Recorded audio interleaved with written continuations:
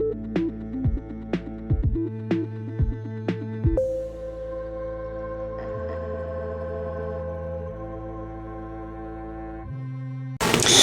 guys, welcome back to releasethecraftin. Priscilla here with another episode of Storycraft, where I tell you a story and I do a craft. And today I am telling you guys the tale, the Italian tale, of the goat-faced girl. And this one's interesting. I think you guys are gonna like it, so let's just jump into it, right into it. This story takes place, as all of the best stories do, of course, in the way, way long ago. And it features a peasant field worker named Masaniello. And Masaniello, you guys, has a very particular problem on his hands. The problem that he has is that he has 12 daughters. 12. And he's just a field digger. So he doesn't really, have money. Also, he has a wife. And they're struggling. They're struggling so much. This huge family of his are struggling in a way that can only be described as awful. Because he's got 12 mouths to feed, and sometimes not all of them are getting fed, and often all 12 of these girls are going to bed hungry. And these girls are, almost old enough to be wed in some cases, just depending. They're all about a year apart, but because he has no money, he can't get them wed. Nobody wants to marry a poor broke girl with nothing to show for it, so he has 12 daughters he can't get rid of, and he has no food.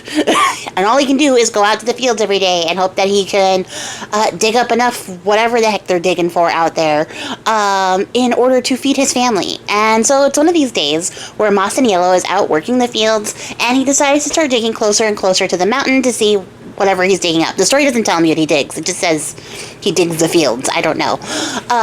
So, while digging, he gets closer and closer to the foot of the mountain, and he starts digging around the foot of the mountain, and he comes across this cave, and the cave is super dark, it's super scary, and he's like, whoa, that's not for me.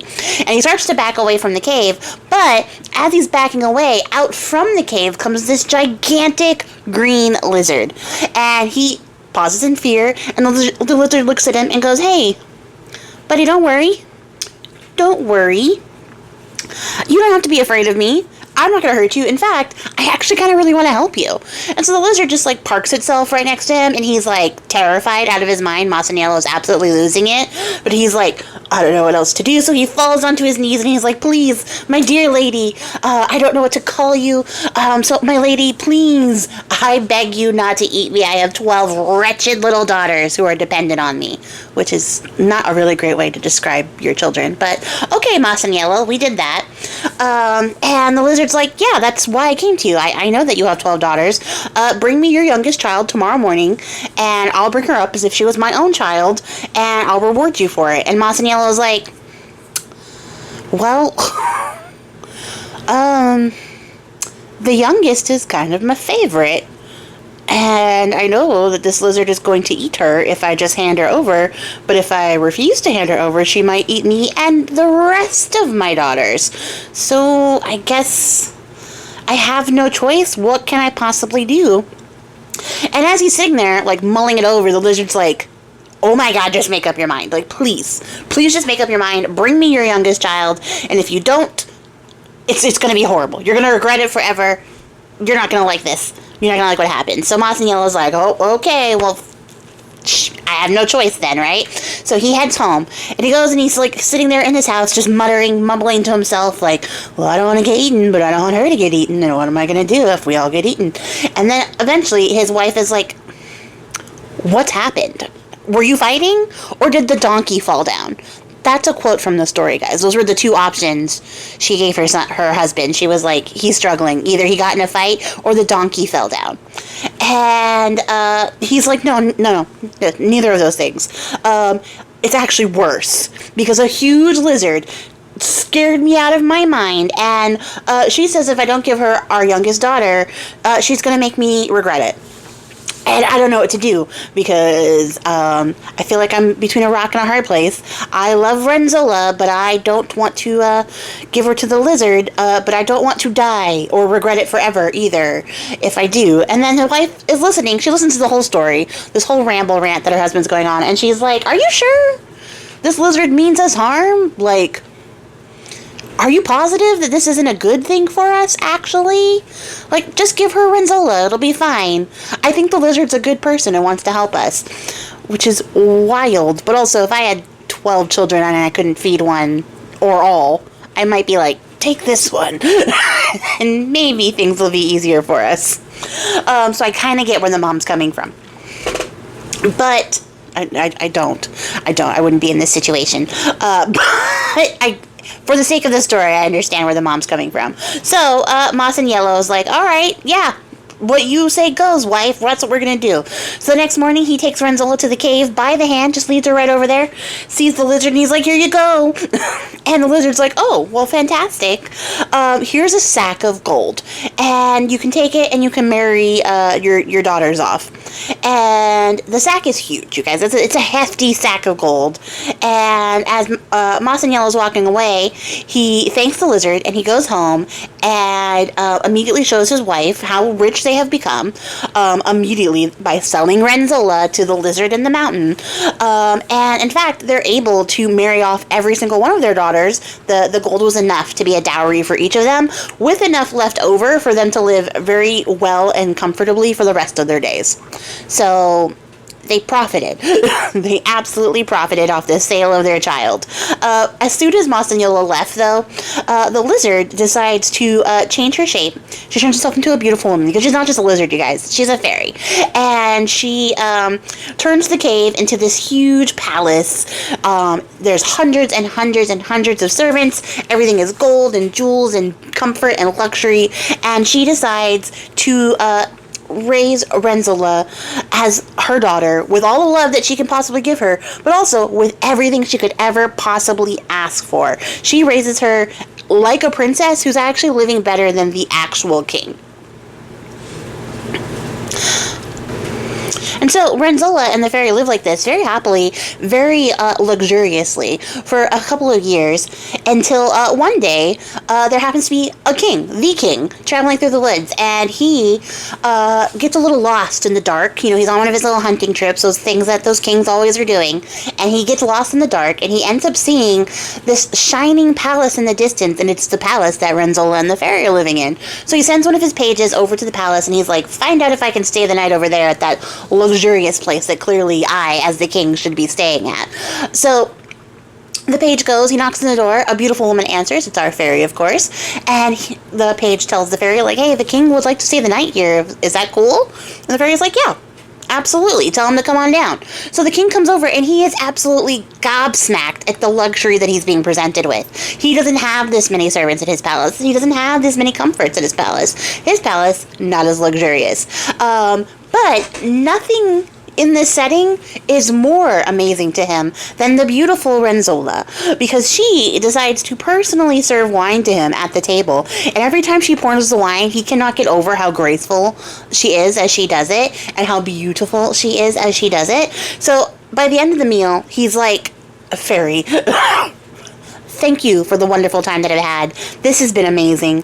The girl that stays with you, though, your daughter, can I marry her? And the fairy's like, her whole goal is to give Renzola the best of everything. And what's better than a king for a husband? So she's like, yeah, absolutely. So she puts together a dowry for Renzola of 7,000 gold guineas and hands it over. She's like, here you go. Here's my consent. Here's her dowry. Here's all the things. Have a wonderful time. Only the best for my Renzola. And the king is like super excited. So he's like, all right, pack up your stuff. So they get ready to depart. And then the next morning, they take all the fine things and all the stuff, all the gifts, everything the fairy gives them. And Renzola's like, all right, ciao. And she leaves. She doesn't say thank you to the fairy. And you guys, because she didn't say thank you, the fairy took it very personally. She took it extremely personally for the fact that Renzola had no gratitude for all the good, life that she was able to live because of her. So she decides to punish Renzola by cursing her to have the head of a goat. So while they are riding away, her pretty mouth turns into a snout, her beard turns into a beard.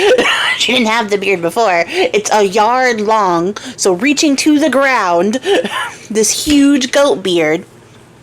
She grows a little pair of horns, she grows a little pair of goat ears. And, yeah. She now has the head of a goat. And while they're riding, the king turns around to, like, see how Renzola's doing, sees that she is a goat, and he starts crying. He starts bawling. And he's like, where's the hair that bound me so tightly? And where are the eyes that pierced through my heart? Where are the lips that I kissed? Am I to be tied to a goat my whole life? No. Nothing will induce me to become the laughing stock of my subjects for the sake of a goat-faced girl. That is a direct quote from the story. That's how dramatic this man was in this moment. To be fair, I would also be dramatic, but maybe not this kind of dramatic. Because it seems like he only likes her for her face, and now it's a goat face. I'd probably be like, what the heck happened to your face? That would be the thing I would start out by saying. He doesn't. He just bemoans his bad luck. And when he gets back to his palace with Renzola, he doesn't tell her, like, hey, your face is a goat face. In fact, you guys, nobody tells her that her face is a goat face. Instead, the king is like, all right, okay, I can't live like this. I can't live with a goat in my bed. So he takes Renzola, and he takes a regular maid, and he puts both of them in a room together, gives them a sack of spun flax, and, not spun flax, unspun flax, and tells them to spin it. And that they have, like a day to get it together and spin it. And so, the maid gets right to work, because what else would she do, you guys? She's a maid. So she gets right to work, she brushes up the flax, she gets ready, she does the spindle thing. I don't know how spinning works. She does the things to make flax into a bundle of spun flax thread stuff. But Renzola, who is a spoiled brat because she grew up spoiled and clearly is ungrateful for things, is like, the king wants me to do work? He wants me to spin flax? For what? Like, he can just go buy a shirt if he needs a shirt. He doesn't need me to spin the flax for it. I'm not a servant. Also, I came with 7,000 golden guineas as my dowry, so, like, he doesn't need money. I brought him money. So she takes all the flax, she tosses it out the window. And, she's like, I'm not doing this. I'm not his slave, I'm his wife. And the maid says nothing. She just continues her work. And then by Saturday, the next day, she starts to panic a little bit. She panics so much that she actually, hurries off all the way back to the Palace of the Fairy, which I guess is not super, super far. A little far, but not super far. And she tells the fairy what happened, and the fairy gives her a hug, and she's like, oh, my girl, I'm so sorry. Here's a bag of totally spun flax. Like, here you go. Show it to the king and see, that he'll know that you're a good worker. And so Renzola leaves, and she doesn't say thank you. Again, she just leaves and takes the sack back there. And the fairy gets even angrier at this. Does she do anything about it? No, she just stews. And when the king sees all the flax, he's like, well, damn it. I was going to get mad, but now I can't because you spun the flax. So he gives them both, the maid and Renzola, a little dog to take care of. And he tells them to look after them, train them, treat it like your child. And the maid is like, absolutely. So she does. She takes care of this little puppy as best as she can. And you guys, trigger warning, trigger warning, trigger warning. Animal death is incoming, you guys. Jump ahead like a minute. So, she takes care of the dog as best as she can. And Renzola, who's like, I'm not a slave, I'm not a servant, why would he bring me this dog to take care of with my own hands? Like, I'm supposed to just come and feed this dog and do all these things with this little dog? No. So she takes the dog and she throws it out the window.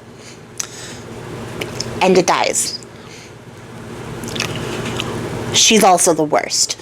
And so a couple months still, pass, and the king comes back. But at this point, he's talking in the hallway pretty loudly about how he's ready to see what happens to the dog. So Renzola panics, and she runs back to the fairy. And when she gets to the house, the palace, an old man opens the door. It's not the fairy. And she's like, who are you? And the old man's like, who are you? This is my house. So she's like, don't you know me, you freaking goat beard? How can you talk to me like this? And the old man is like, pot, meat kettle, you can't say that when you have a goat head. And he's like, hold on, I'll show you. I'll show you, you freaking ungrateful, little, spoiled, horrible, awful person who just showed up at my door and started calling me names. I'll show you what you're about. So he ends up getting a mirror, dragging it over to her, and when she sees her face in the mirror, she nearly faints. This entire time, you guys, she had no idea she had a goat head. She didn't notice her super long beard. None of it. Nobody told her she had a goat face. And, the old man goes, see, this is what you get for being, like, ungrateful. You get a goat face. And she starts crying and sobbing, and she falls to her knees, and she's like, please, please help me. And the old man tells her, you're a poor man's daughter. The fairy made you a queen, but you were selfish and ungrateful. So you got exactly what you deserved. You've never told her thank you. And he's like, but if you maybe apologized and maybe talked to her and maybe told her thank you, she might take pity on you. She's actually not that bad. She's actually a really nice lady, which you would have known if you were grateful for all the gifts she had given you. So Renzolla decides that she is very sorry, and she does manage to track down the fairy and apologize, and they reconcile, they sob, they cry, they hug each other, everything is great, and the fairy is like, all right, I forgive you, and she gives her back her face, and she dresses her in gold, sends her off in a beautiful carriage, and gives her a bunch of servants, and when she gets back to her husband forgets that he gave her a dog in the first place, because he's just stunned by her beauty, and he's super in love with her all over again, and he's actually sorry for causing her to suffer so much, and they live happily ever after, the end, and she spends every day making sure that she is honoring the fairy and being grateful until she dies, because she's afraid of getting her face turned back into a goat. I mean, they say that she was grateful, and she's grateful to the old man for telling her the truth, but she's just afraid of being turned back into a goat. Let's, like, be for real. And you guys, that is the end. That is the end of the goat face girl, and it is wild. And I actually picked up this story after doing the Frog Prince last week, because I was so adamant that those two people were horrible for each other that I was like, what other fairy tale has people that are horrible for each other and yet somehow are together making it work despite all of these odds? And I really feel like this is another one, because Renzolla is a bit of a spoiled brat who maybe does come around at the end, but she murdered a dog, so I'll never forgive her. And the king is vapid and, like, shallow and only wants a beautiful wife. Didn't even try to help her get her face fixed. And honestly, the fairy, like, I'm not going to speak very ill of fairies because I don't want the consequences, but I feel like maybe she should have seen this coming. You can't just spoil a child rotten for years and years and years and then expect them to be, like, grateful. Especially if you don't teach them to be grateful, seems like a thing. But also, everybody in the story who did not tell Renzolla that she had a goat face, that maid especially, like, you guys sat in that room together with all that flax. It didn't come up one time. I don't believe it. Because I absolutely would have mentioned it if it was me. Everybody in this story is an asshole. And I just thought it was a good follow-up for the Frog Prince. And also, it's not one I hear very often, so I thought I'd share it with you guys. Let me know what you guys think in the comments below. Do you think the goat face girl got what she deserved? I'd be very interested. But yeah, that's gonna be it for me, guys. I'm gonna get out of here. I appreciate your faces. Thanks for hanging in till the end of the video. And I have a Patreon. Check it out. Thanks. Happy crafting, guys. Bye.